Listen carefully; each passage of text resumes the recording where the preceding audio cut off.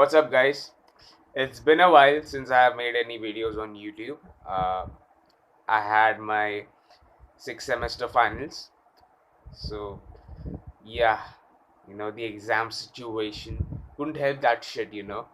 But anyways, now I'm free from that bullshit, so I can catch up with Bleach in one piece.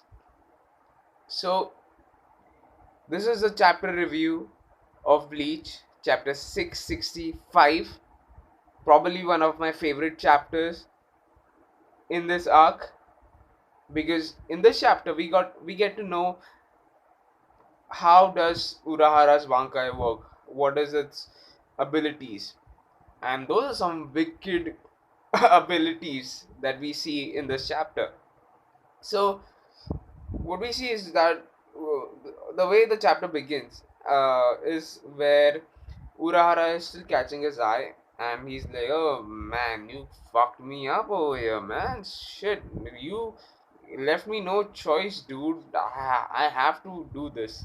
And he goes Bankai, just like the last chapter, and Askin shits a brick. Like, he's like, "Whoa, what the fuck is that? I've never seen that shit. Our Majesty never gave any intel over that." So he's like, Urara is like, "Oh yeah, I guess I never used. Oh yeah, I never used this ability in front of you fuckers. So yeah, you don't know this ability of mine. So yeah, fuck off." So Askin, like any other Bleach character, kind of tweaks at Urahara by asking him, by the way, is there any way you could tell me how your powers work?" And Urahara pretty much says, "Fuck you." Like, nah, I'm not gonna tell you my powers. I'm gonna show you my powers. And yes, he shows him his powers. And yeah, he scares the fuck out of Askin. Like, what he does is he rips open his arm like that, but when it opens, it's not like it's bleeding or anything. It's like there's this void of emptiness inside of it. And when Askin sees it, like, what? Askin is like shit scared, like, what the fuck, and he like hops away like he did in his previous chapters. And what we see is that his wound that Urahara inflicted gets healed up again. So he's like, "Ha! You have a range. I just have to stay out of that range." But he forgot one thing, that Urahara is not just dependent upon his Bankai. He's a badass on his own.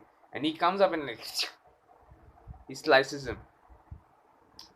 So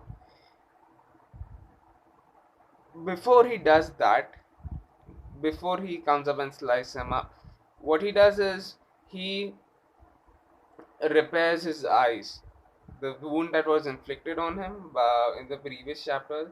And he tells them that, okay, my Bankai ability is actually, it can reconstruct anything that it touches. So yeah, you're fucked, dude. This shit, yeah, this shit, yeah, that that won't help you. I'll just fix it up. So after fixing his face, after fixing his eyes, they start fighting. And when they start fighting, we see some unusual thing in this fight, where Urahara pretty much punches Askin. Like, he basically holds his staff or pole or something, and then he like pushes it or punches it. And before he does that, his arm deconstructs and reconstructs itself, and it pretty much becomes more powerful than it was before. And so we could assume that his ability can actually increase his own physical strength as well.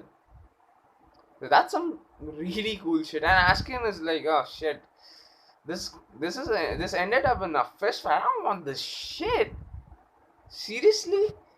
So Askin is pretty much, in this situation where he's like, man, what is this? I have never expected this shit to happen, and plus, things are not going in his own way. So after that, basically out of desperation, what Askin does is he starts compressing his gift ball. He starts compressing it, and he's like, "Yeah, now you're fucked, dude." And Urahara, being Urahara, is sarcastic, like, oh yeah, yeah, yeah, man, it's taking all of my strength to just walk." And Askin's being Askin, and he's like, ha, I'm not going to fall for that. Okay, I'm not going to fall for that. And from out of nowhere, a hand comes out of his chest, like,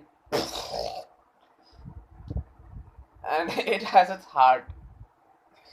And Urara says that, you said that gift ball is inex- it's not, it's impossible for anyone to escape from this gift ball. But I thought that, okay, you know what, is if it's impossible to escape from it, is it possible to penetrate it? So we see that he actually made this path from these buildings and all to open a small opening, and from that small opening, Grimjaw comes out and he stabs him in this back and rips his heart out. Oh man, that chapter. This is one awesome chapter. So this was the Bankai that we were waiting for. I'm satisfied with that. In this fight, Kubo did not disappoint me. And I know I like Shinsui's Bankai, but in the end you know, he shit all over it. But with this Bankai, man, I am satisfied. I love this power. Although his Shika and Bankai, they kind of are different because his Shika is more like a Kido based uh, weapon, and his Bankai is pretty much, I don't know, it's pretty much reconstructing and deconstructing shit thing. But still, it was a really, really good chapter. And oh, tell me your thoughts on this chapter. Tell me what did you like about this chapter. So till then, you guys stay safe. Till next time.